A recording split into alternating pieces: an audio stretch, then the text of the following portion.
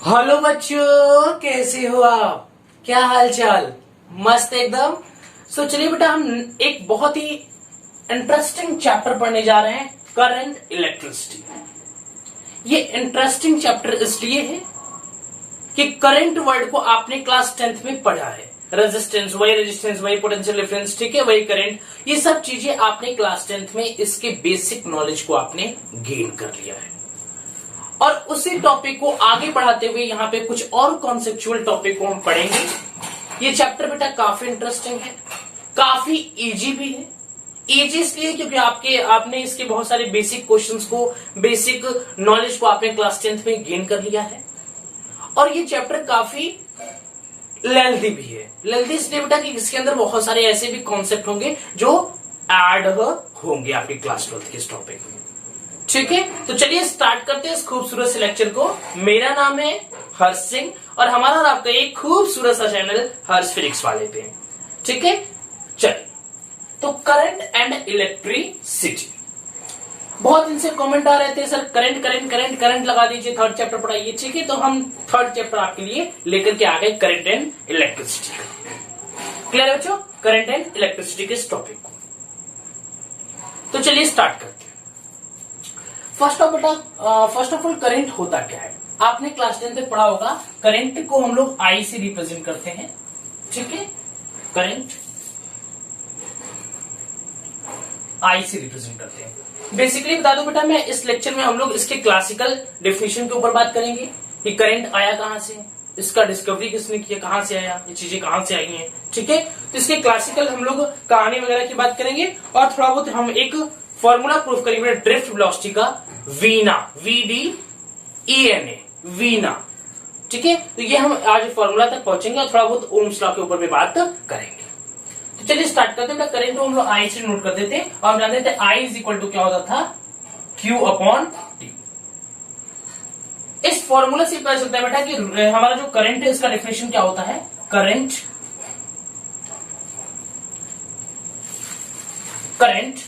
का डेफिनेशन होता है बेटा the rate of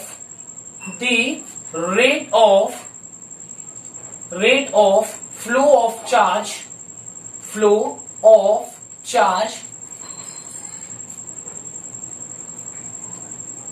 is called current.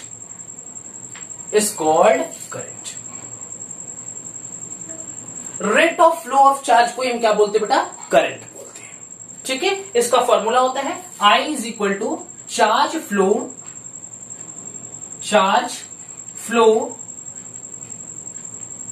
Upon time,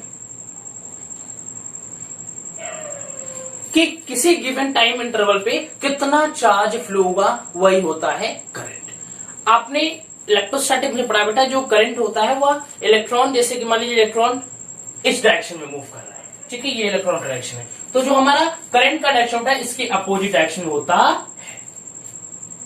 current का जो डायरेक्शन होता है वो इसके अपोजिट डायरेक्शन में होता है। क्लियर है? चलिए स्टार्ट करते हैं।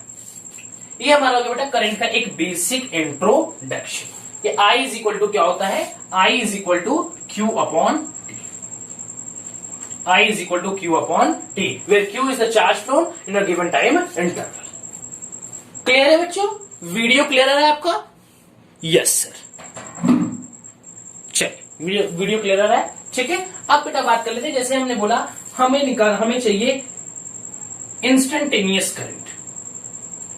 तो इंस्टेंटेनियस करंट का बेटा क्या होगा हमारा, dQ/dt।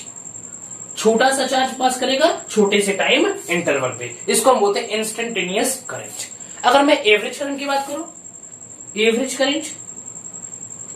करंट का फॉर्मूला होता है delta Q/ΔT। Change in charge जो कि इनिशियल से फाइनल पे होगा और अपॉन गिवन टाइम इंटरवल पे। ये हमारा हो गया आई एवरेज, ये हमारा होगा आई इंस्टेंटेनियस। अब चलिए बेटा इसके कुछ हम लोग यूनिट के ऊपर बात कर ले, कि बहुत लोगों को कंफ्यूजन रहता है कि चार्ज जो है बेटा, वो जो हमारा ये करंट है, यह स्केलर क्वांटिटी है कि वेक्टर क्वांटिटी है। मैं बता दूं बेटा, जो हमारा ये करंट है ये एक स्केलर क्वांटिटी है, ठीक है। ये वेक्टर क्वांटिटी इसलिए नहीं क्योंकि ये ट्रायंगल लॉ ऑफ एडिशन को फॉलो नहीं करता, इसी वजह से ये हमारा वेक्टर क्वांटिटी के अंदर इंक्लूडेड, हम इसको नहीं करते।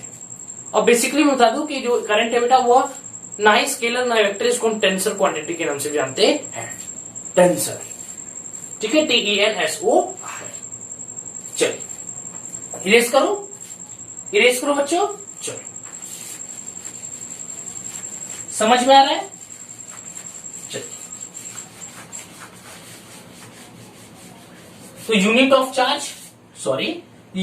ऑफ आई करंट की होता है बेटा यूनिट ऑफ आई। हम जानते हैं आई का फॉर्मूला क्या होता है, आई इज इक्वल टू होता है बेटा Q अपॉन टी। तो Q क्या होता है, कूलम, ठीक है, और टी क्या होगा, टाइम। तो coulomb upon time is equal to क्या बेटा, इसको हम एम्पियर के नाम से भी जानते हैं, इसको हम एम्पियर के नाम से जानते हैं। हम जानते हैं कि करंट को हम लोग किसमें मेजर करते हैं, एम्पियर में। 1 ampere, 2 ampere, 5 ampere, 10 ampere, 20 ampere, what ever है।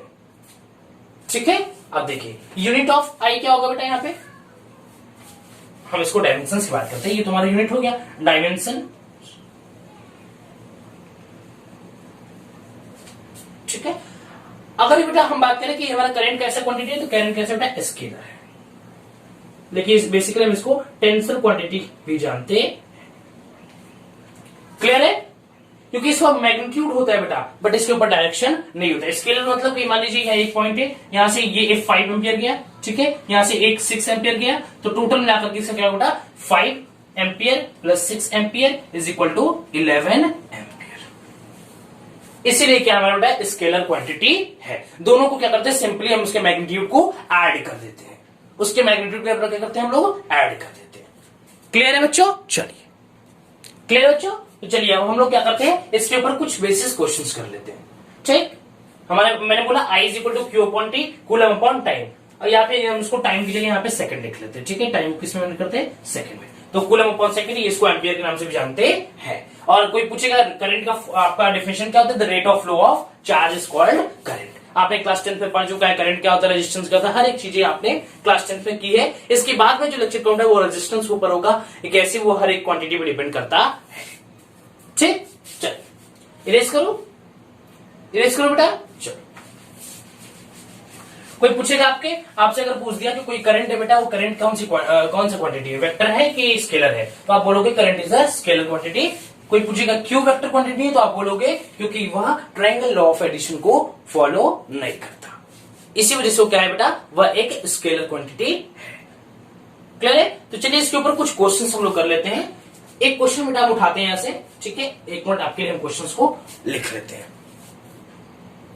ठीक है बेटा, तो ये हमारा क्वेश्चन है, if Q is equal to T square plus 4t plus 5 find instantaneous current at 3 second and average current from 0 to 2 second. चलिए इसको 1 मिनट में कर लेते हैं। ठीक, हमें पहले Q की वैल्यू क्या दिया बेटा, Q इज इक्वल टू दिया है T square plus 4t plus 5। हमें पहले क्या बोला बेटा, इंस्टेंटेनियस करंट निकालने के लिए। हम जानते हैं इंस्टेंटेनियस करंट क्या होता है बेटा, होता है इक्वल टू डेल्टा Q, या आप लिख सकते हो dQ upon dt, dQ upon dt। इसका मतलब हमें क्या करना होगा, इसको डिफरेंशिएट करना होगा। तो डिफरेंशिएट करना होगा तो ये क्या होगा, टी स्क्वायर क्या होगा, 2 आगे आएगा, 2 और 2 माइनस 1, जैसे ये टी स्क्वायर है तो टी स्क्वायर क्या होगा 2, ये पावर आ गया था t, 2 माइनस 1, तो क्या है बेटा 2t, क्या आ गया 2t। ये चीजें तो आपको आती होंगी, तो आ जाएगा 2t plus 4, 2t plus 4। Clear है बच्चों, समझ में आ रहा है? चलो ठीक, अब देखिए 2t प्लस 4 हो गया। अब देखिए हमें निकालना है बेटा, हम यहाँ पे क्या t की वैल्यू बोल रहे हैं 3 सेकेंड रखना है, तो हो गया 2 into 3 plus 4, 2 3 6 plus 4 is equal to 10, is equal to बेटा 10। ठीक है, ये हमारा क्या आ गया, आई इंस्टेंटेनियस की वैल्यू आ गई 10 second, very sorry 10 ampere. Current है तो एम्पियर में लिखेंगे। ठीक, अब नेक्स्ट पार्ट क्या बोल रहा है बेटा, बोल रहा है कि आपको आई एवरेज निकालो from 0 to 2 second. I average की वैल्यू कैलकुलेट करिए फ्रॉम 0 to 2 सेकेंड। तो हम जानते हैं I average equal to delta Q upon delta D, या आप लिख सकते हो Q2 minus Q1 upon T2 minus T1। ठीक है, Q2 minus Q1 upon T2 minus T1। ठीक है, समझ में आ रहा है बच्चों? चलो तो हम इसको लिख सकते हैं बेटा Q at 2 second minus Q at 0 second, ठीक, upon T2 minus T4। Clear है? तो Q की वैल्यू निकाल लेते हैं बेटा, यहाँ पे Q की वैल्यू निकालेंगे तो क्या आएगा, Q at 2 सेकेंड क्या आएगा, Q at 2 second is equal to T square, तो टी की जगह क्या पुट करेंगे बेटा 2, तो 2 का स्क्वायर प्लस 4 इंटू 2 प्लस 5, तो 2 2 जा 4 और 4 2 जा 8, 8 4 12, 12 4 5 17।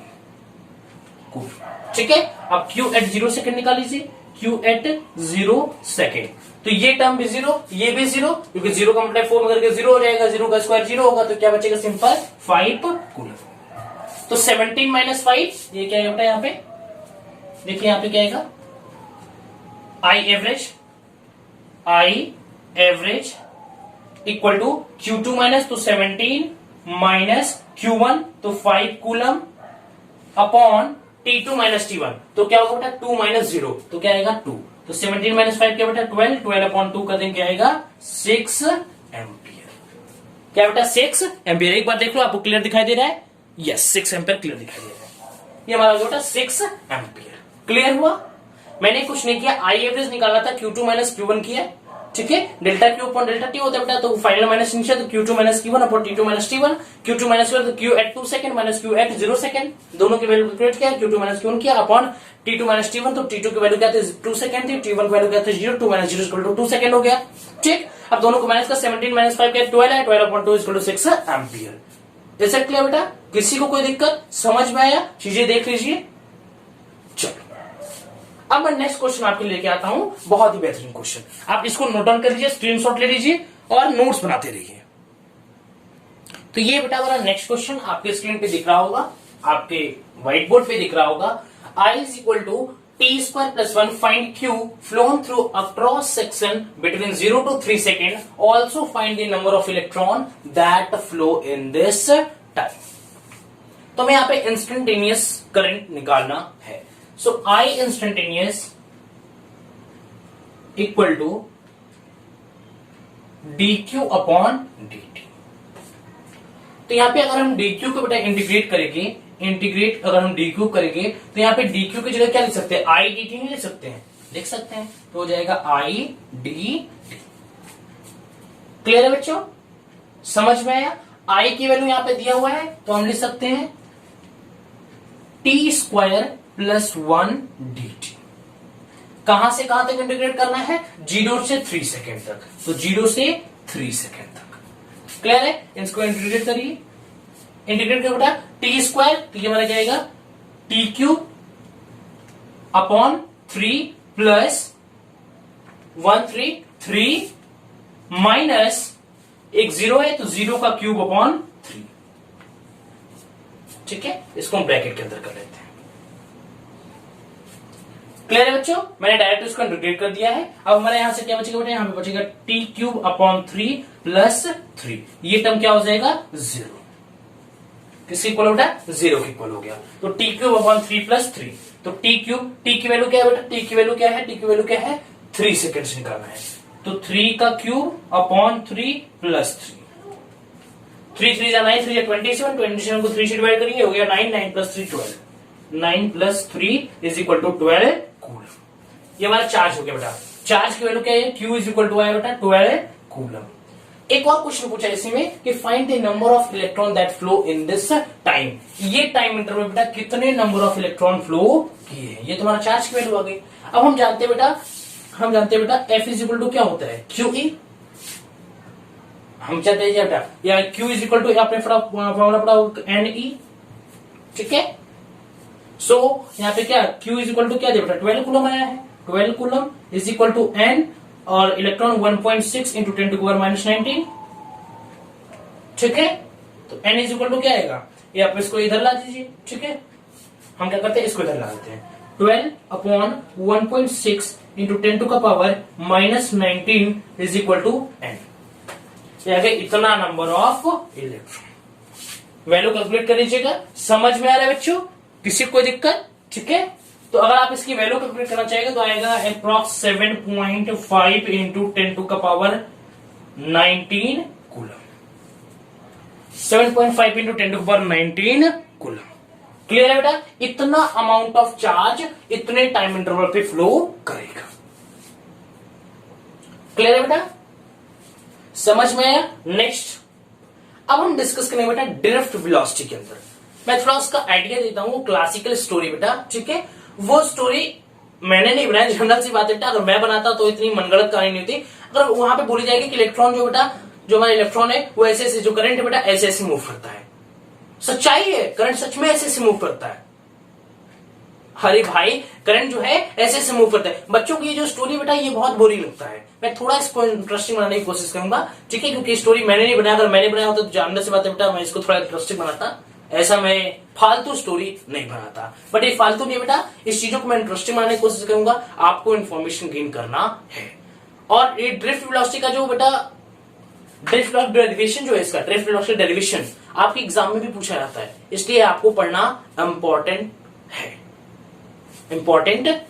इसलिए आपको ड्रिफ्ट वेलोसिटी कॉन्सेप्ट आना चाहिए, तभी आप इसके अंदर चैप्टर के अंदर आपको पता चलेगा करंट आया कहां से। मैं बोल दिया कि मान लीजिए ये हमारा एक कंडक्टर है, तो इस कंडक्टर के अंदर बेटा, इस कंडक्टर के अंदर इलेक्ट्रिक फील्ड की वैल्यू 0 होती है।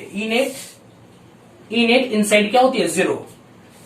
ई नेट इनसाइड क्या होती है? 0, ठीक है? बट अब इसी को हम लोग क्या करेंगे बेटा, एक इलेक्ट्रिकल सप्लाई देकर के, बैटरी के देकर के, वहां से हम चार्ज इंड्यूस कराएंगे और फिर हम इंटरनल इलेक्ट्रिक फील्ड प्रोड्यूस करा करके वहां पे आपको करंट के कॉन्सेप्ट को दिखाएंगे। तो चलिए स्टार्ट करते हैं इन सब लेक्चर के साथ classical story of current. Classical story, कैसी स्टोरी? क्लासिकल स्टोरी, ठीक है? बच्चों को ये स्टोरी जो बेटा बहुत बुरी लगती है और बच्चे सोच रहे होंगे सर कितना मस्त स्टोरी बताएंगे। हाँ, चीजों को मैं थोड़ा इंटरेस्टिंग बनाने की कोशिश करूंगा अपनी तरफ से, ठीक है? और भगवान जाने बेटा वो किसको इंटरेस्टिंग कितना बना सकते हैं, लेकिन मैं अपनी तरफ से पूरा कोशिश करूंगा। चलिए स्टार्ट करें। वीडियो क्लियर है बेटा? यस सर, ठीक है? तो classical story of electric current, classical story of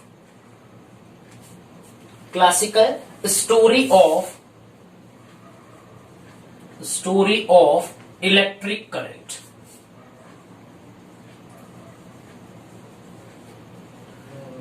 classical story of electric current, ठीक है? हम डिस्कस करेंगे classical story of electric current. इसको इलेक्ट्रॉन गैस मॉडल के नाम से भी जानते हैं, बट मैं इसको अपने अंदर नोट डाउन नहीं करूंगा। लेकिन हाँ, ये लेक्चर एंड होने वाला रहेगा, जब इस टॉपिक को मैं कवर कर लूंगा तो वहां पे आपको मैं फील कराऊंगा कि इसको इलेक्ट्रॉन गैस मॉडल क्यों बोलते हैं। क्लियर है? आपको अगर लिखना है तो आप अपनी कॉपी में लिख लीजिए, इसको हम इलेक्ट्रॉन गैस मॉडल के नाम से भी जानते हैं, बट मैं तो नहीं लिखने वाला, ठीक है ना? आप लिख लीजिए classical story of electric current. इसमें होता है क्या बेटा, मान लीजिए ये हमारा एक कंडक्टर है, ठीक है? बढ़िया कंडक्टर है, थोड़ा और अच्छा बनाता हूं।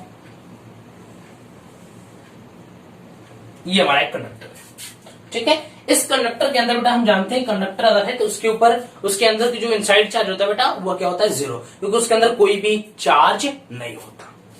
तो ई नेट की वैल्यू क्या है बेटा? ई नेट की वैल्यू क्या होती है? 0। हम क्या करते हैं बेटा, इसके एक्सटर्नल में हम लोग क्या करते हैं, एक इलेक्ट्रिक फील्ड प्रोड्यूस करते हैं। ई एक्सटर्नल, हमने एक इलेक्ट्रिक फील्ड प्रोड्यूस की। अगर मैंने बेटा इसके एक्सटर्नल एक इलेक्ट्रिक फील्ड प्रोड्यूस की तो इसके अंदर तो करोड़ों पार्टिकल होंगे, इसके अंदर करोड़ों इलेक्ट्रॉन होंगे।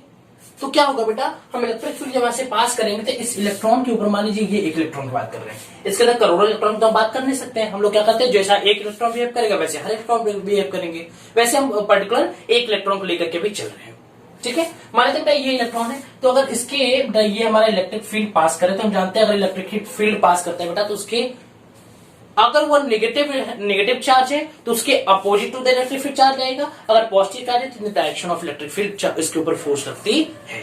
तो वैसे इलेक्ट्रिक फील्ड ये पास किया, अगर मान लेते बेटा ये नेगेटिव चार्ज है तो क्या होगा, इसके ऊपर एक फोर्स लगेगी, तो पूरा नेगेटिव चार्ज कहां आएगा, यहां आ जाएगा। पूरा पॉजिटिव चार्ज कहां आएगा, यहां आ जाएगा। पूरा नेगेटिव चार्ज कहां गया, यहां आ गया। और पूरा पॉजिटिव चार्ज कहां आ गया बेटा, यहां पे आ गया। ठीक है। Due to this external electric field, इसके अंदर खुद भी एक इलेक्ट्रिक फील्ड प्रोड्यूस हो जाएगी, क्योंकि अगर चार्ज का सेपरेशन हुआ तो फ्रॉम पॉजिटिव टू नेगेटिव, इसके अंदर भी बेटा एक इलेक्ट्रिक फील्ड इंड्यूस हो जाएगी। क्या हो जाएगा बेटा, इलेक्ट्रिक फील्ड इंड्यूस्ड हो गई। ठीक है। अगर इसके अंदर बेटा इलेक्ट्रिक फील्ड इंड्यूस्ड हो गया तो ये जो इलेक्ट्रिक फील्ड है बेटा इसके करीब करीब बराबर होता है, इसलिए मान लेते हैं E net inside the conductor is 0। ये इलेक्ट्रिक फील्ड इस इलेक्ट्रिक फील्ड के करीब करीब बराबर होती है, और दोनों बेटा आपस में अपोजिट डायरेक्शन में है, और इलेक्ट्रिक फील्ड एक वेक्टर क्वांटिटी है, इसी वजह से ये दोनों कैंसिल होकर के 0 हो जाते हैं, और हम मान लेते हैं बेटा electric field net inside the conductor is 0। Clear हो रहा है बेटा, चीजें क्लियर हो रही है। मैंने बोला कि मैंने देखिए वेरी सॉरी, ये हमारा एक कंडक्टर है। हम जानते हैं कंडक्टर के अंदर इलेक्ट्रिक फील्ड की वैल्यू 0 होती है।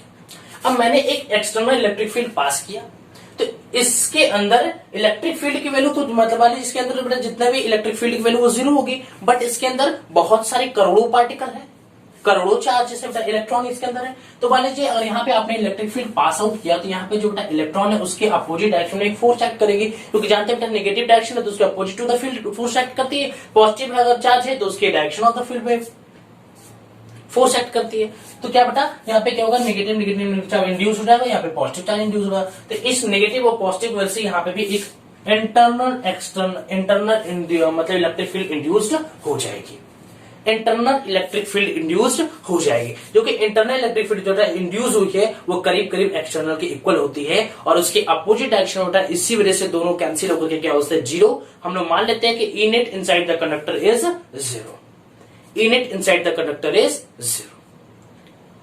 समझ में आ बेटा, चीजें क्लियर हो रही हैं? कोई भी दिक्कत है तो जरूर बताइएगा। समझ में आया बेटा, E net inside the conductor, E net inside the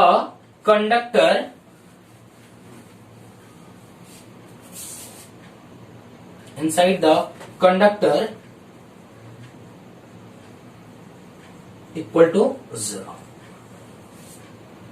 clear हो बच्चों, समझ में आ रहा है? चलिए ठीक है बेटा, समझ में आया। चलिए, तो ड्यू टू इलेक्ट्रोस्टैटिक्स कंडीशन क्या होगा बेटा, यहाँ पे जितने भी इलेक्ट्रॉन है, ये इलेक्ट्रॉन ये ठीक है। तो यहां पे दो चीजें हुई, पहला तो चार्ज इंड्यूस्ड,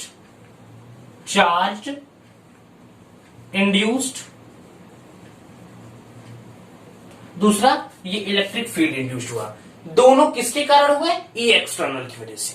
दोनों किसके कारण बेटा, ई एक्सटर्नल की वजह से। एक्सटर्नल फील्ड जो हमने लगाया उसकी वजह से क्या हुआ बेटा, यहाँ पे चार्ज इंड्यूस्ड हुआ है, और इसी चार्ज इंड्यूस होने की वजह से यहाँ पे इलेक्ट्रिक फील्ड भी इंड्यूस्ड हुई है।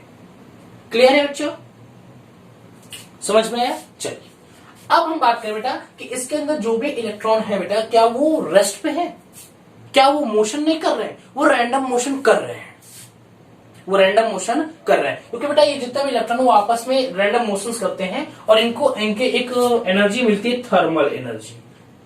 कौन सी एनर्जी बेटा, थर्मल एनर्जी। कौन सा बेटा, थर्मल एनर्जी।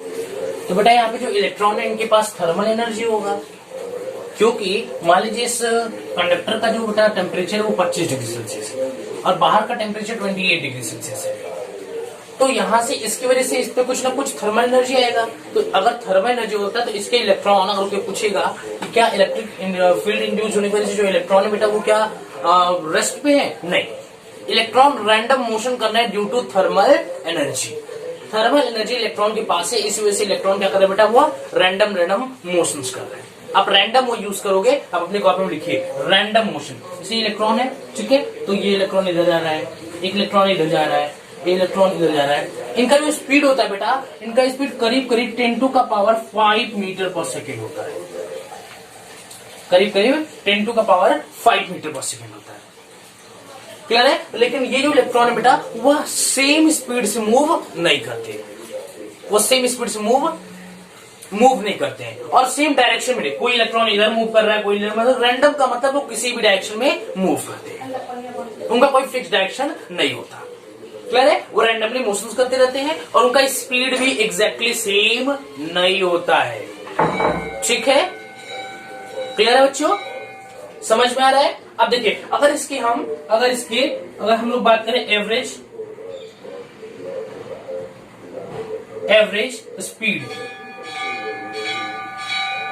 तो बेटा जो पार्टिकल के, ये जो इलेक्ट्रॉन है, इनके एवरेज वेलोसिटी जो है बेटा वो 0 है। बट कोई पूछेगा क्या इसका एवरेज स्पीड भी 0 है? नहीं, पार्टिकल के एवरेज स्पीड 0 नहीं है, पार्टिकल के एवरेज वेलोसिटी 0 है। अभी मैं दिखाऊंगा इन बातों को कि कैसे। अभी मैं बता रहा हूं कि आपसे कोई पूछेगा कि इसके अंदर जो प्रेजेंट इलेक्ट्रॉन है क्या बेटा वो रेस्ट पे नहीं, due to the thermal energy वो इलेक्ट्रॉन जो है बेटा वो मोशंस कर रहे हैं और वो रैंडम मोशन कर रहे हैं। उनकी जो स्पीड है बेटा वह अलग अलग है, बट करीब करीब वो 10⁵ मीटर पर सेकंड की इक्वल होती है और वो हर एक अपोजिट डायरेक्शन में रैंडमली मोशंस करते हैं, उनका कोई फिक्स डायरेक्शन नहीं होता। ऐसा नहीं कि इधर से इलेक्ट्रॉन एक साइड शिफ्ट हो जाए, ये इधर शिफ्ट हो जाए, नहीं, वो रैंडमली अपोजिट डायरेक्शन में मूव करते हैं।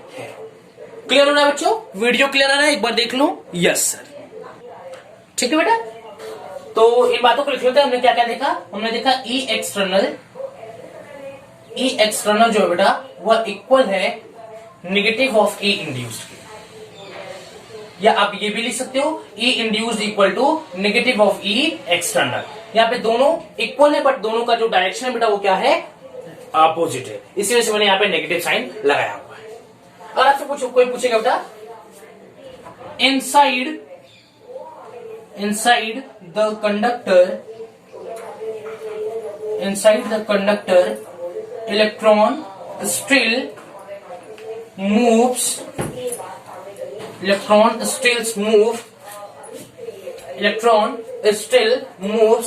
with the thermal velocity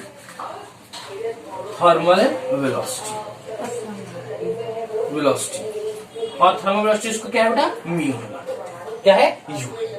क्या है? तो कंडक्टर के अंदर जितने भी बेटा जितने भी इलेक्ट्रॉन है वहां पे करोड़ों पार्टिकल है, तो उसके अंदर करोड़ों एटम है, तो उनके अंदर जो भी इलेक्ट्रॉन बेटा वह एक थर्मल वेलोसिटी से मूव कर रहा है due to the difference of temperature. Clear है? Difference of temperature. समझ में आ रहा है बच्चों चीजें? क्लियर है? इतना छाप लीजिए बेटा। क्लियर है? चलिए, अगर हम इसके यू एवरेज की बात करूं, अगर यू एवरेज ठीक है इज इक्वल टू बेटा 0 है। क्या है? 0। अब हम क्या करते हैं बेटा, इसी कंडक्टर के अंदर एक बैटरी लगा देते हैं। अभी तक तो हमारा ये काम था कि हमने क्या किया, एक कंडक्टर लिया, उस कंडक्टर के ऊपर एक इलेक्ट्रिक फील्ड पास किया एक्सटर्नल। उस एक्सटर्नल इलेक्ट्रिक फील्ड की वजह से क्या हुआ, इसके अंदर जो भी इलेक्ट्रॉन थे बेटा वो कुछ इलेक्ट्रॉन उसके ऊपर फोर्स लगना एक्ट कर गया, उसके ऊपर फोर्स एक्ट करने लगी, एक in the direction of electric field, एक in the direction opposite to the field. अगर पॉजिटिव है तो डायरेक्शन ऑफ फील्ड रहेगा, नेगेटिव है तो in the direction opposite to the field रहेगा। तो इसके जो पॉजिटिव चार्ज बेटा यहाँ पे इंड्यूस होगा, नेगेटिव चार्ज यहाँ इंड्यूस हुआ due to the induced of charges. यहाँ पे एक इलेक्ट्रिक फील्ड इंड्यूस हुई जो कि करीब करीब इसके इक्वल है, और हम दोनों क्या माने बेटा, ये दोनों इक्वल है बट ये अपोजिट इन डायरेक्शन है, लेकिन दोनों क्या होते हैं बेटा, वेक्टर क्वांटिटी इसलिए करके क्या हो जाएगी 0। सो फाइनली मान लेते हैं कि E net inside the conductor is equal to 0। E net inside the conductor is equal to 0। Clear है बच्चों? अब देखिए, अब मैंने बोला कि इस इलेक्ट्रॉन क्या, अगर आपसे कोई पूछेगा कि इलेक्ट्रॉन जो है बेटा इनसाइड द कंडक्टर क्या वो रेस्ट पे है? नहीं, electron inside the conductor are in the motion. Clear है? समझ में आया? चलिए देखिए, क्लियर बच्चों? तो यहाँ पे म्यू एवरेज क्या है इसका, म्यू एवरेज इक्वल टू 0। कैसे? क्योंकि बेटा मान लीजिए इसके अंदर करोड़ों इलेक्ट्रॉन है, तो क्या होगा μ1 plus μ2 plus u3 plus u4 dot dot dot dot μn, और इसको डिवाइड कर देंगे n से इक्वल टू 0 है।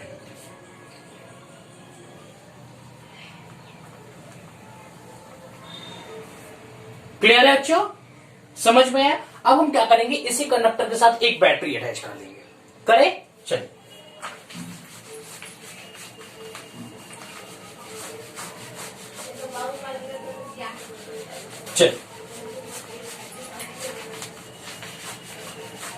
कहानी वही, बैटरी नहीं। कंडक्टर वही, बैटरी नहीं।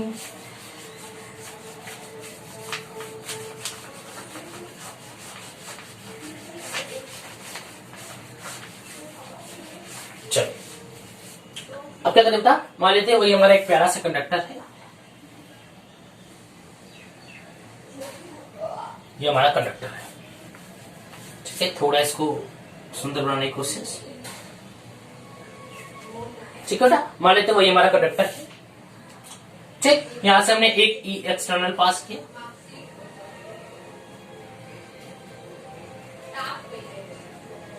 ठीक है, तो यहाँ पे क्या है बेटा, पॉजिटिव पॉजिटिव पॉजिटिव, यहाँ पे नेगेटिव नेगेटिव। इलेक्ट्रॉन के ऊपर फोर्स लगा opposite to the field, negative होने की वजह से, और यहाँ पे जितने भी यहाँ पे जब नेगेटिव चार्ज यहाँ पे आ गए पूरा शिफ्ट हो गए, तो पॉजिटिव चार्ज जाके शिफ्ट हो गए। अब मैं क्या कर रहा हूँ कि इसके साथ एक बैटरी अटैच कर देते हैं।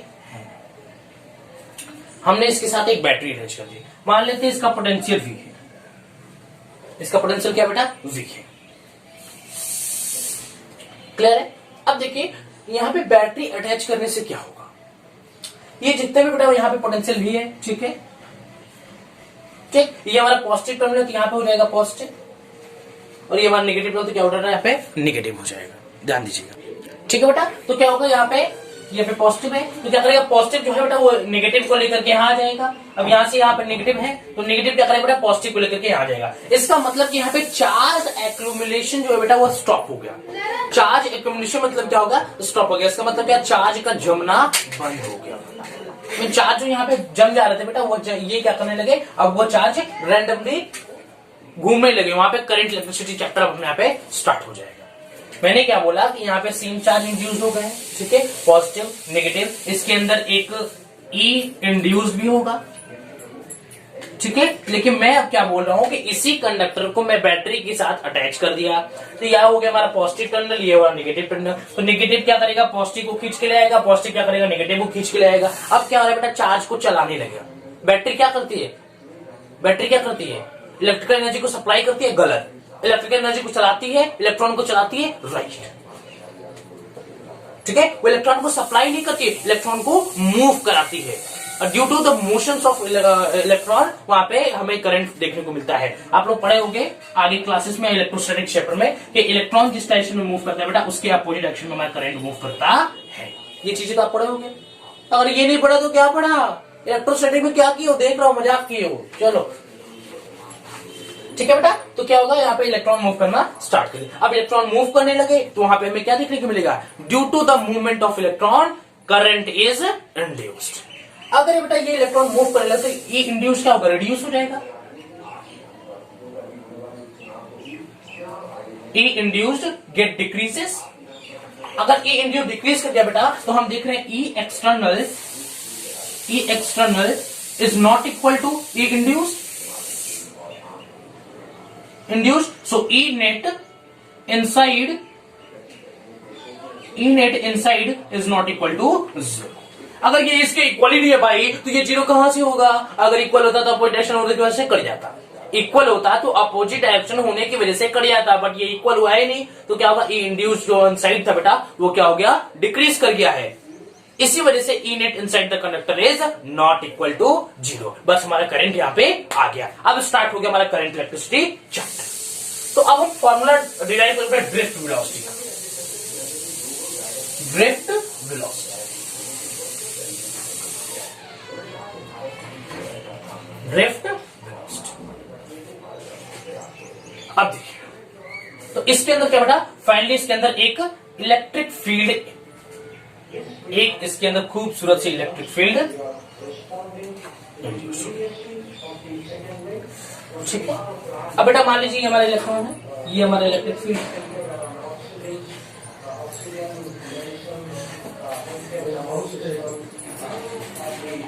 ठीक, अगर ये चार्ज Q है बेटा, अगर ये पॉजिटिव चार्ज है तो in the direction of electric force इसके ऊपर फोर्स लगेगी QE। और अगर नेगेटिव चार्ज है बेटा, in opposite to the direction of field इसके ऊपर क्या करेगी, एक फोर्स एक्ट करेगी, -QE। ठीक है, सो हम जानते हैं बेटा F इज इक्वल टू क्या होगा, QE। लेकिन यहाँ पे हम किसकी बात करें, इलेक्ट्रॉन की, तो नेगेटिव चार्ज है तो क्या होगा बेटा, F is equal to -E। F is equal to minus E E. We know that F is equal to क्या होता है M A, so A is equal to क्या लिख सकते हैं F by M. Can we write like this? तो A is equal to F की जगह रख दीजिए ई, तो माइनस ई होगा, minus E upon M. Clear है? ये हमारा आ गया एक्सीलरेशन की वैल्यू। बोलेगा कोई नेगेटिव चार्ज क्यों लगाए? क्योंकि यहाँ पे नेगेटिव इलेक्ट्रॉन की बात हो रही है, तो वो नेगेटिव चार्ज होता है, और नेगेटिव चार्ज होने की वजह से वहां पे जो फोर्स एक्ट होता है in opposite direction to the field act करता है। इसी वजह से मैंने A is equal to minus E upon M लिखा है। चीजें क्लियर हो बेटा? समझ में आ रहा है? मैंने क्या बोला कि हम इस कंडक्टर को एक बैटरी कनेक्ट करा देंगे। इस बैटरी कनेक्ट होने की वजह से क्या होगा, जो बेटा ये नेगेटिव चार्ज है पॉजिटिव खींच के ले आएगा, पॉजिटिव को नेगेटिव खींच के ले आएगा। अब यहाँ पे जितने भी बेटा ये चार्जेस थे, क्या करने मूव करना स्टार्ट कर दिए due to the movement of electron, due to the movement of charge. यहाँ पे करंट इंड्यूस हो जाएगा, या फिर आप बोल सकते हो कि इसके अंदर जो भी ई इंड्यूस की वैल्यू थी वो डिक्रीज कर जाएगी। अगर ई इंड्यूस की वैल्यू डिक्रीज कर गई, फर्स्ट केस में हमने क्या देखा था कि E external is equal to minus E induced।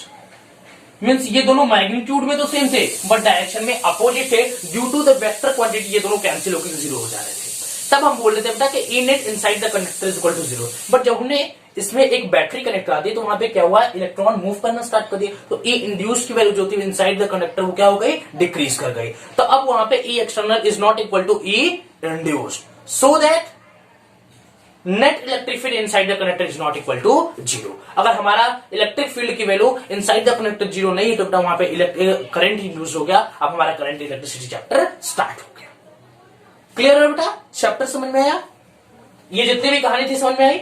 अगर इसको बताने के बाद आपको ये कहानी समझ में आई होगी तो मुझे बहुत अच्छा रहेगा। ठीक है, मैंने अपनी तरफ से इंटरेस्टिंग बनाने की कोशिश की। अभी तो बहुत सारी बातें जो आपको बताना है, लेकिन यहां तक आप तब तक छाप लीजिए 1 2 3 चलो। ठीक है बेटा, चलो। तो अब देखिए वो छोटी छोटी बातें में जो आपको नहीं बताया। ये हमारा ए क्या है, एक्सेलरेशन है। ई जो है बेटा ये इलेक्ट्रिक फील्ड है। M is the mass of electron. ठीक है, ये सब चीजें आप देख लीजिए। A is the acceleration, A is the acceleration, M is the mass of electron, where E is the electric field, electric field. Clear है बच्चों? These all are the quantities. Clear है? Just wait.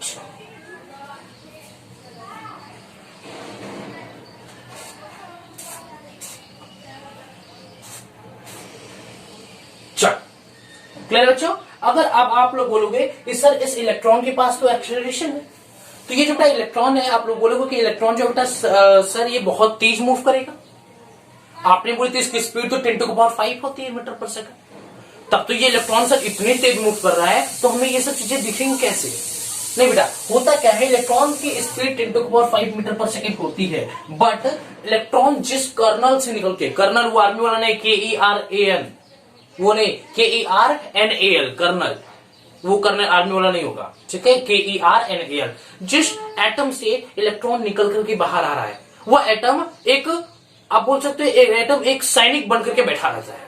ठीक है, कि जब electron उतनी speed से निकलता है तो वो जाकर के दुम लड़ जाता है कर्नल से, फिर निकलेगा, फिर स्पीड से फिर दुम दुम दुम दुम दुम। उसके अंदर करोड़ों पार्टिकल बेटा, तो जो इलेक्ट्रॉन है वो दुम दुम दुम दुम दुम दुम क्या करता रहता है, उसी में लड़ता बैठता रहता है, और उसके लड़ने के बाद उसकी स्पीड क्या होती है, जीरो। जैसे मान लीजिए ये इलेक्ट्रॉन निकला, अब यहाँ जो कर्नल से निकला हुआ है बेटा, मान लेते कर्नल ऐसे दिखा देते हैं, तो इलेक्ट्रॉन इस कर्नल से जाकर के लड़ा, तो यहाँ इलेक्ट्रॉन की स्पीड क्या हो गई, इलेक्ट्रॉन की स्पीड क्या हो गया, स्पीड की वैल्यू क्या हो गई, जीरो। स्पीड क्या हो गई थी, जीरो। फिर यहां से निकला, फिर जाकर के धुम, फिर लड़ेगा, फिर दुम दुम दुम दुम दुम दुम दुम मोशन करता रहेगा, और वहां पे लड़ता भिड़ता रहेगा। Due to the collision of electron to the kernel, due to the collision of electron to the kernel, वह जो इलेक्ट्रॉन का बेटा कोलिजन हो रहा है कर्नल के साथ, वहां पे इलेक्ट्रॉन की स्पीड जीरो हो जा रही है। तो फाइनली इलेक्ट्रॉन क्या करता है बेटा, वह एक कांस्टेंट वेलोसिटी से मूव करना स्टार्ट करता है, एक कांस्टेंट स्पीड के साथ मूव करना स्टार्ट करता है। और अब मान ले तो उसकी एवरेज वेलोसिटी जो बेटा वह 10 to the power -4 मीटर पर सेकंड होती है, उसको करीब करीब बहुत छोटे बेटा इसको उसको जीरो मान लेते हैं। ठीक है, ये चीजें अभी मैं बता रहा हूं, तब तक आप इसको नोट डाउन कर लीजिए। हो गया? चल चल चल अच्छा समझ में आया बेटा? चलो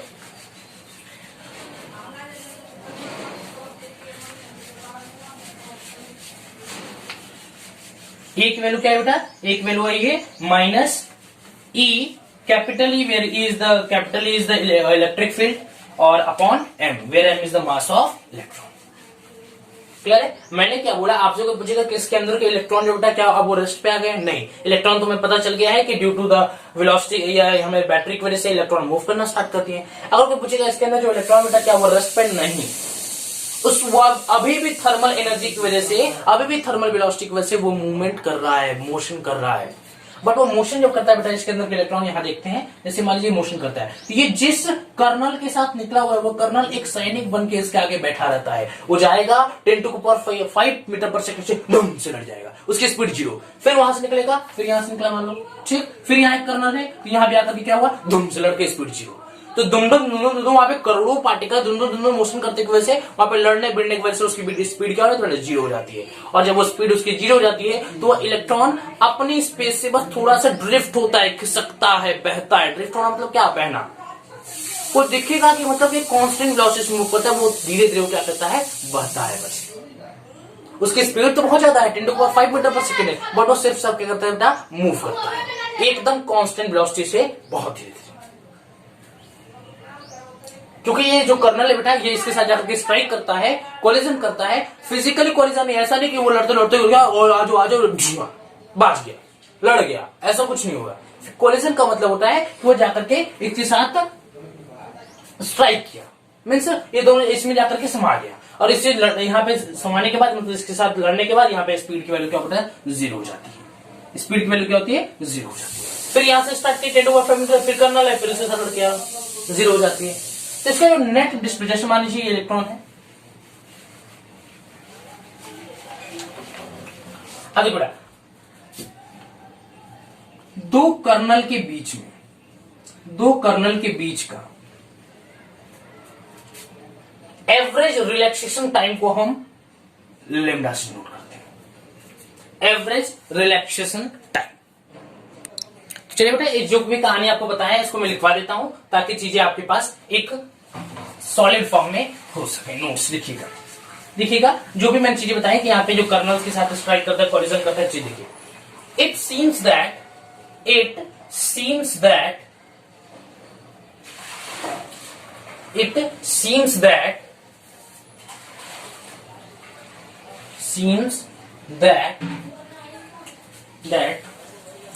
the electron moves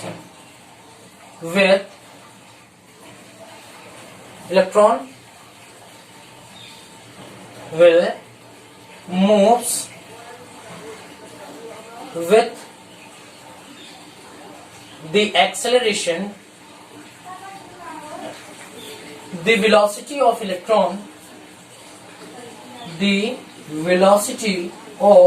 electron keeps on increasing,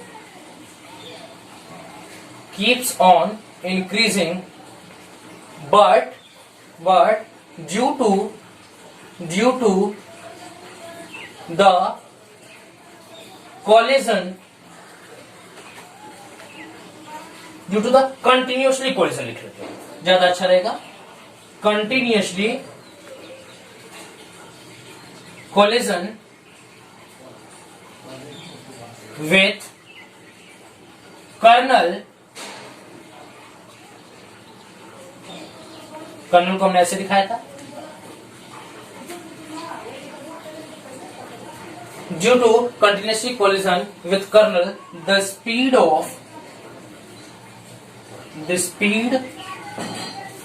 of electron gets 0. Now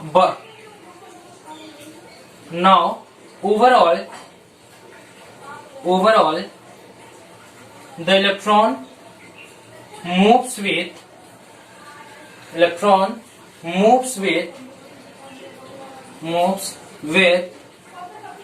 the constant velocity.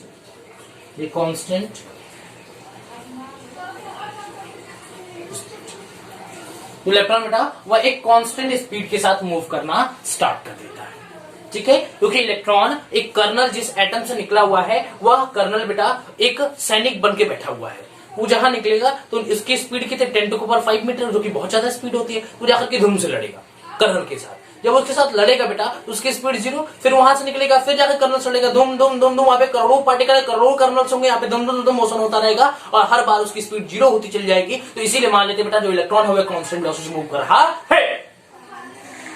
समझ में आ रहा है? क्लियर हो रहा है बेटा? एनर्जी ज्यादा है, ऐसी चीजें आपको समझाई जा रही, ठीक है। अब मान लेते बेटा दो कर्नल्स की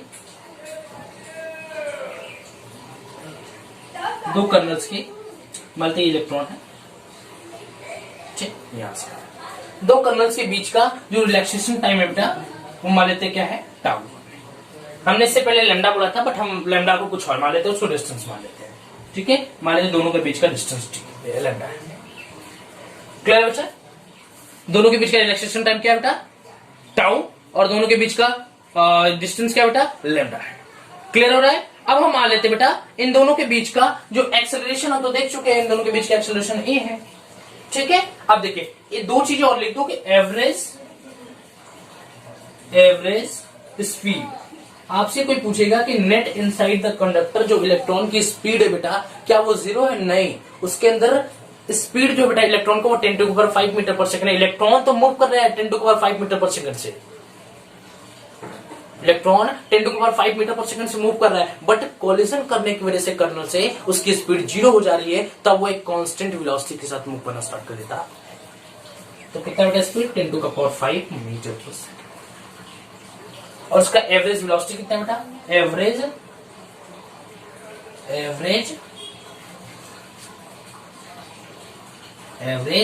वेलोसिटी कितना बेटा 10⁻⁻, जो क्या बेटा much much much much much smaller. Very sorry, हमने तो साइन ही उल्टा लगा दिया, जो कि बहुत बहुत बहुत बहुत छोटा है कंपेयर टू दिस। समझ में आ रहा है? तो मैंने बोला दोनों के बीच का रिलैक्सेशन टाइम टाउ है, दोनों के बीच का डिस्टेंस लैम्डा है, और दोनों के बीच का एक्सेलरेशन क्या बेटा मान लेते हैं ए। हमारा ए की वैल्यू क्या आई थी, ए इज इक्वल टू -e/m। इसका यूज करेंगे, भूलिएगा नहीं, ठीक है। ये हमारी क्या थी, वेक्टर क्वांटिटी, इसके ऊपर हम क्लियर हुआ। तो दो सक्सेसिव, ये क्या बेटा, between the two successive collision,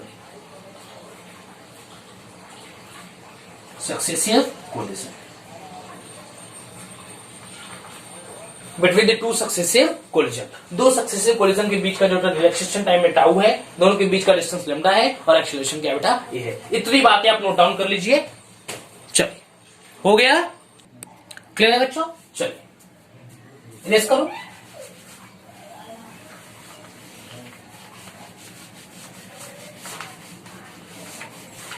notes बनाते रहिए, कॉपी किताब लेकर के बैठा करिए, पढ़ाई करते इसमें, ठीक है। क्योंकि देखिए मैं पढ़ाई के लिए अपनी सीरियस हो जाइए, क्योंकि इसमें लॉकडाउन चल रहा है। आज का न्यूज में बता रहा हूँ आपको, वैसे मैं न्यूज देने तो नहीं आया, पढ़ाने हैं आपको, लेकिन फिर भी न्यूज दे देता हूँ। अच्छी बातें हैं, सुन लीजिए कि हम लोग यूपी के रहने वाले हैं, इससे मैं बता दे रहा हूँ कि जो यूपी सरकार हमारी है, मुख्यमंत्री योगी आदित्यनाथ, ठीक है, उन्होंने सोमवार तक लॉकडाउन लगा दिया है। इसलिए आप घर में अगर बैठे हैं तो चीजों को एंजॉय करिए, पढ़ाई करते रहिए। ऑल द वेरी बेस्ट बोल करके मैं जाने वाला नहीं हूं, अपना टॉपिक में क्लियर करा करके जाऊंगा, ठीक है। चलिए तो देखिए मैं बेटा टू सक्सेसिव कोलिजन के बीच का जो डिस्टेंस था उसको हमने लैम्डा माना, जो टाइम था बेटा वो रिलैक्सेशन टाइम उसको मैंने टाउ, और दोनों के बीच का एवरेज ए। अगर मैं बेटा V एवरेज की बात करूं तो क्या होगा, V1 plus V2 plus V3 plus V4 plus dot dot dot dot Vn upon. Clear है? अब V इज इक्वल टू क्या होता है, आपने बचपन से पढ़ते आ रहे होंगे, V is equal to U plus AT। U की वैल्यू तो यहां पे हम V की जगह क्या लिख सकते हैं, U1 plus A plus T की जगह आप क्या लिख सकते हो, अब देखिए इन दोनों को अलग कर लेते हैं, u प्लस तो कर लेते हैं बेटा u1 plus u2 plus dot dot dot dot un upon n plus a tau 1 plus a tau 2 plus a tau 3 dot dot dot a tau n upon इन सब में से क्या करो टाउ को कॉमन लेते हैं। आपने बोलोगे कि आप टाउ क्यों लिए, क्योंकि दोनों के बीच का रिलैक्सेशन टाइप को हमने क्या लिया है, टाउ लिया है। क्लियर है। अब क्या करते हैं इसको हम एक इसमें से कॉमन ले लेते हैं तो हमारा क्या आ जाएगा, इसको रेस कर दो, चलिए हो जाएगा बेटा u1 plus u2 plus u3 dot dot dot un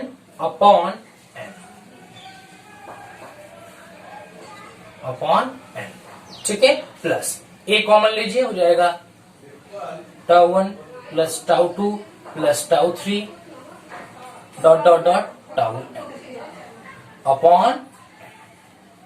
अब हम क्या कर लेते हैं बेटा, इसमें से ये स्पीड क्या हुई, ये वैल्यू क्या हो, ये वैल्यू तो जीरो हो जाएगी, ये वैल्यू जीरो हो जाएगी, तो 0 प्लस ए टाउ 1 प्लस टाउ 2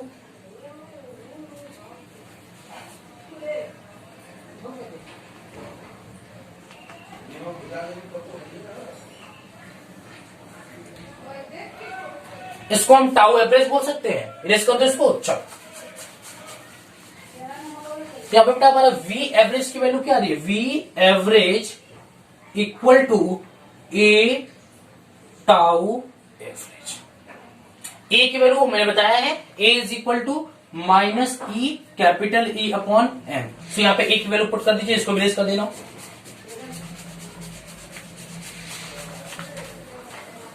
चलिए तो v average equal to minus E upon m tau average. इसको रट जाए, इसको अपनी कॉपी में नोट डाउन करिए, करिए बेटा इसको नोट डाउन करिए, नोट डाउन करिए। बैठ जाना जिसको स्क्रीनशॉट लेने लिए। लेकिन हाँ मेरा रिक्वेस्ट है आपसे कि आप लेक्चर्स को वर्क करते समय पेन और कॉपी लेके बैठिए, क्योंकि मेरा लेक्चर छोटा नहीं होता, टॉपिक के अनुसार होता है, या टॉपिक लंबा है, चीजें इंटरेस्टिंग है तो लेक्चर भी मेरा लंबा होता है।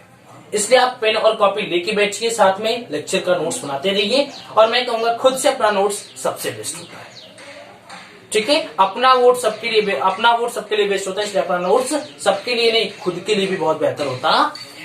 नोट डाउन कर लीजिए। चलिए क्लियर है बच्चों। चलिए अब हम लेमडा की बात करते हैं। तो लेमडा क्या होता है, लेमडा बोलते हैं मीन फ्री पाथ। तो हम इसे लेमडा मीन इसको लिख सकते हैं lambda 1 plus lambda 2 plus lambda 3 dot dot dot lambda n upon n। या आप ये भी लिख सकते हो v d is equal to lambda average upon tau. इसको भी आप अपने नोट्स में डाल लीजिए। क्लियर बच्चा, आप इसको भी नोट्स में अपने डाल लीजिए। क्लियर है, इरेज करो। बट ये बेटा मुझे वेलोसिटी के टर्म में नहीं, मुझे इसको किस टर्म में चाहिए, हमें इसको पोटेंशियल के टर्म में चाहिए, क्योंकि हम करंट और इलेक्ट्रिसिटी चैप्टर पढ़ रहे हैं बेटा, तो हमें पोटेंशियल, रेजिस्टेंस, करंट ये सब चीजें देखने को मिलेगी, हमें वेलोसिटी वगैरह नहीं देखने को मिलेगी। तो हमें इसको पोटेंशियल के टर्म में चाहिए।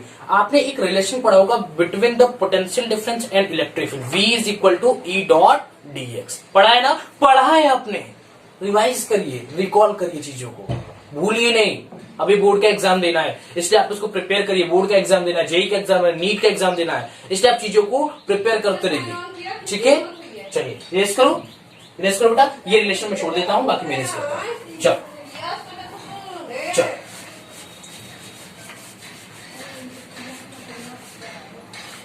इसको भी रेस कर देते हैं।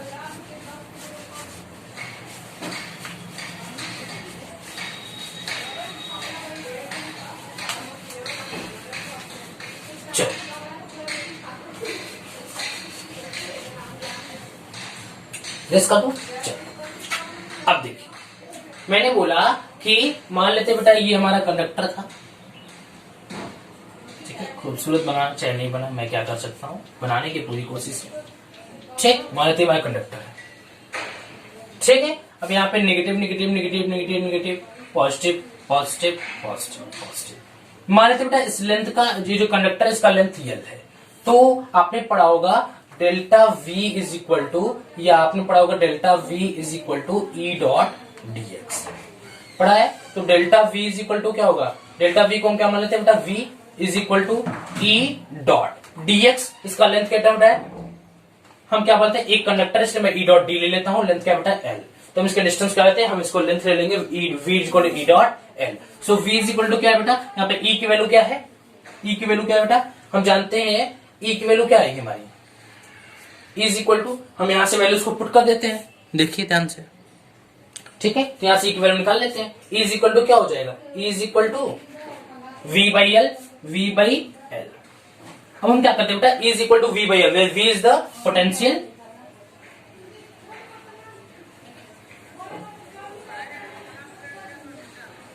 where v is the potential difference and l is the length of conductor। अब इस वैल्यू को मैं यहाँ पे पुट कर देता हूँ, we get v is equal to v average equal to v average equal to minus e capital e की जगह में लिखना है v by l, so v upon m l tau average, ये हमारा इसका फॉर्मूला निकल के क्लियर है। अब ये पूछेगा आपसे v क्या है, तो v is the potential difference, ठीक है, l is the length of conductor, m is the mass of electron, e is the electron, tau average is the relaxation time between two coalition, ठीक है, clear हुआ बेटा, चीजें समझ में आई, erase कर दो, इरेज करो, ये फॉर्मूला आप दोनों अपने दिमाग में रखिए, समझ में आ रहा है, छाप जाइए जल्दी से, छापिए, क्लियर बच्चों, ठीक। और आपसे कोई पूछेगा, हम यहाँ पे इसको डी मान लेंगे, ड्रिफ्ट वेलोसिटी मान लेते हैं, ठीक, इसको लिखेंगे पोटेंशियल, सॉरी हाँ, potential between the higher potential to the lower potential. कोई आपसे पूछेगा एम क्या है, मास ऑफ इलेक्ट्रॉन, एल क्या है बेटा, length of conductor, length of conductor, कोई पूछेगा वी क्या है, पोटेंशियल डिफरेंस,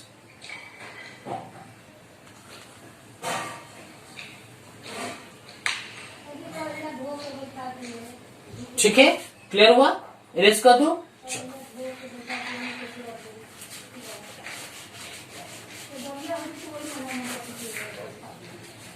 समझ में आ रहा है बच्चों, यस सर, समझ में आ रहा है, यस सर, आना भी चाहिए, ठीक है ना,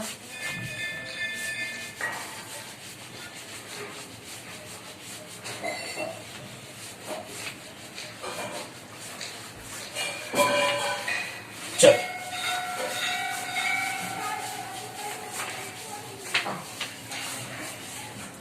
अब हम दिखाते हैं बेटा एक बहुत ही इंटरेस्टिंग टॉपिक, अब हम पढ़ेंगे बेटा relationship between drift velocity and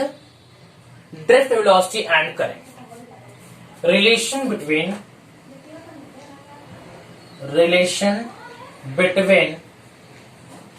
drift velocity and current। और आपसे अगर कोई पूछ दिया कि what is the formula of drift velocity, जल्दी बताओ, vd is equal to E L tau upon M L, clear है। E इज इक्वल टू आपने क्या निकाला था, अरे भाई V इज इक्वल टू क्या था, E डॉट डी एक्स, ठीक है, तो V is equal to E into L, D X बोलेगा एल, तो E is equal to V by L, तो क्या होगा हमारा हो जाएगा V D is equal to minus E, और कैपिटल E की जगह V अपॉन L M, और ये क्या होगा टाउ, ये होगा। इन चीजों को मेमोराइज करके आप रखिए दिमाग में, इसका यूज अभी हम करेंगे, ठीक है, इसका यूज अभी हम करेंगे। V D is equal to minus E V tau upon M, चलो, इसलिए मैं बोलता हूं कि अगर कॉन्सेप्ट आपको पता होगा तो आप फॉर्मूला अपने हाथों से खुद निकाल सकते हो, जैसे मैंने एक आपको निकाल के दिखाया, ठीक है, फॉर्मूला मेरे भी दिमाग से स्लिप कर रहा था, बट आपको कॉन्सेप्ट पता है ना, तो आप फॉर्मूला निचोड़ के लगा लोगे। इसलिए बोला था कि कॉन्सेप्ट पता है तो क्वेश्चन भी सॉल्व हो जाएंगे, फॉर्मूला पे जरूरी नहीं है, ठीक है। चलिए बेटा मान लेते हैं कंडक्टर हमारा वही प्यारा सा कंडक्टर है, इस बार थोड़ा इसको बड़ा बनाते हैं, ठीक है।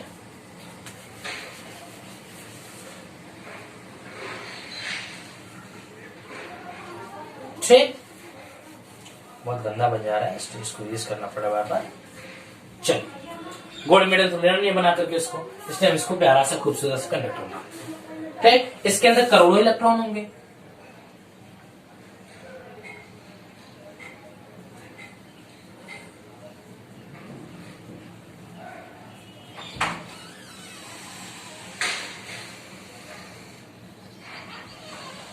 ठीक बेटा, इसके अंदर एक हम एरिया ऑफ क्रॉस सेक्शन काट लेते हैं। मान लेते ये हमने एक एरिया ऑफ क्रॉस सेक्शन काटा। अब वैसे ही एक एरिया क्रॉस सेक्शन हम यहां पे भी काट लेते हैं।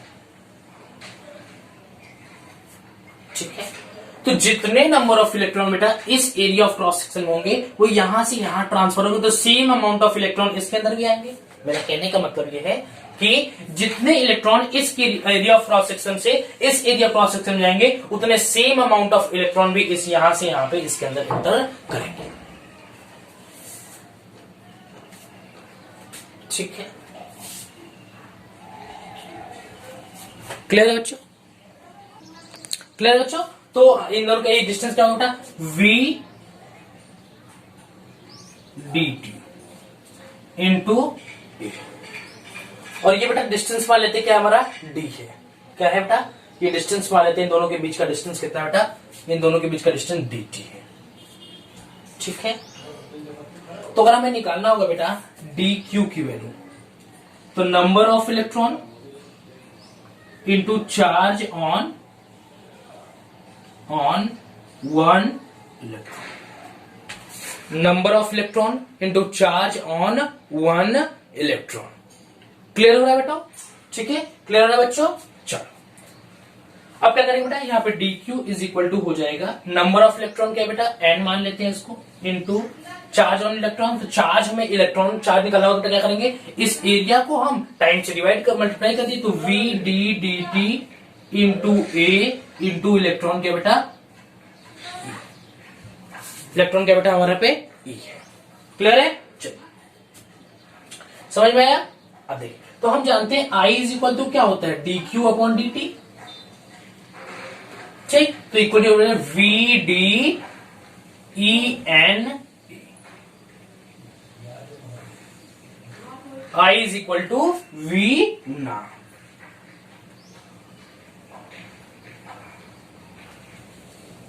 v ना, where v is the drift velocity, where d is where v is the drift velocity। Clear है बच्चों? समझ में आया? वीडियो क्लियर आ रहा है कि नहीं? आपको दिखाई दे रहा है कि नहीं? दिख रहा है दमबस्त से। ठीक है, तो I is equal to D Q upon D T, तो is equal to V D E N A, I is equal to V ना। ये हमारा रिलेशन दिख गया between the drift velocity and I। कोई पूछेगा relationship between drift velocity and I, तो I का formula in the case of drift velocity होता है I is equal to V ना, V D E N A, where A is the area of cross section, E is the electron, N is the number of electron, V d is the drift velocity। Clear हुआ? समझ में आया? कोई भी दिक्कत? लिख लीजिए, जो चीजें बोला वो लिख लीजिए, स्पेस नहीं से मैंने लिखा हूं, लिख दो क्या? चलो, A is the area of cross section, V d is the drift velocity,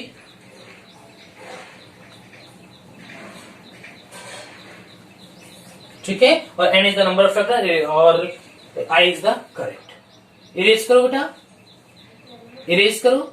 एक और रिलेशन लिखना है, एक और रिलेशन लिखना है, छाप लीजिए, तब तक छाप लीजिए। चलो, चलिए, हो गया। चलो, अब हम क्या करते हैं, इस वेलोसिटी को हम यहां पे रखते हैं, उसके बाद रिलेशन निकालते हैं हम लोग पोटेंशियल का। निकालो, इरेज करो। चलो,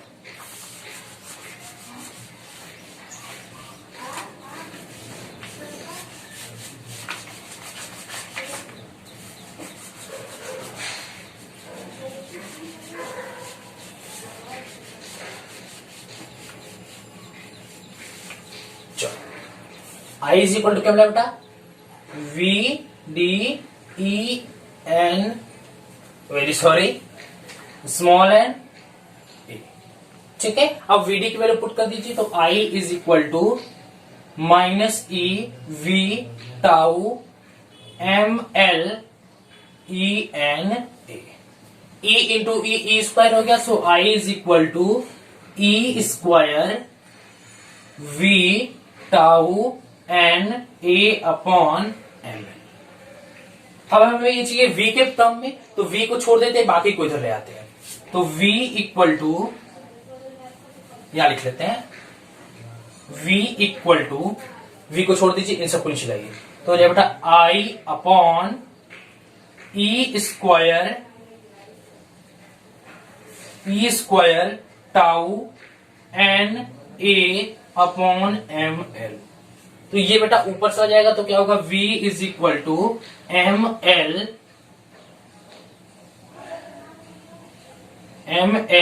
upon E square tau N A, और ये हो जाएगा हमारा I।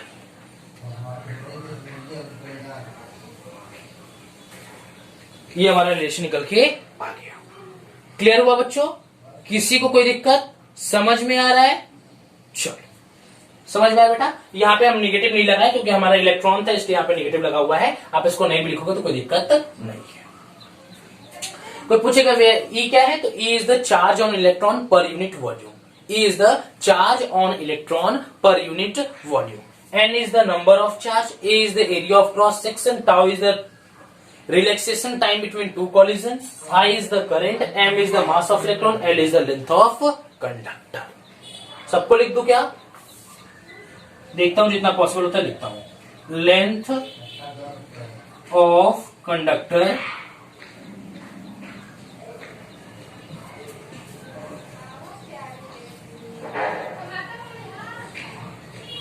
mass of electron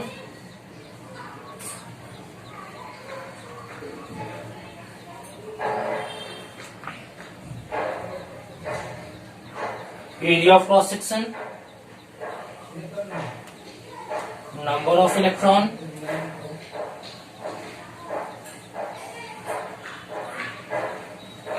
relaxation time,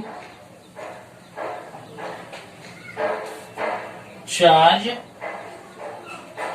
on electron per unit volume. I is the current. V is the potential.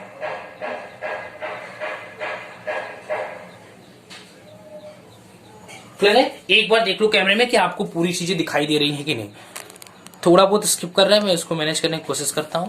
चलिए, दिखाई दे रहा है बच्चों? दिखाई दे रहा है? चलो, तो हमें क्या देना है, V is equal to, V is directly proportional to I, क्योंकि यहाँ पे मास ऑफ इलेक्ट्रॉन भी कांस्टेंट है, L is the length of conductor भी कांस्टेंट है, E square charge per unit volume भी कांस्टेंट है, tau is equal to relaxation time भी कांस्टेंट है, N is equal to number of electron भी constant है, A is the area of cross section भी constant है। अगर ये पूरी वैल्यू कांस्टेंट है बेटा, तो V is directly proportional to I। ये हमारा ओम्स लॉ यहाँ पे दिख गया। यही तो कहता है Ohm's law, V is directly proportional to I, V is equal to IR, where R is the resistance. Clear है? तो अगले टॉपिक से हम डिस्कस करेंगे इसके ऊपर। तो बस तब तक अप्लाई करते रहिएगा। All the very best.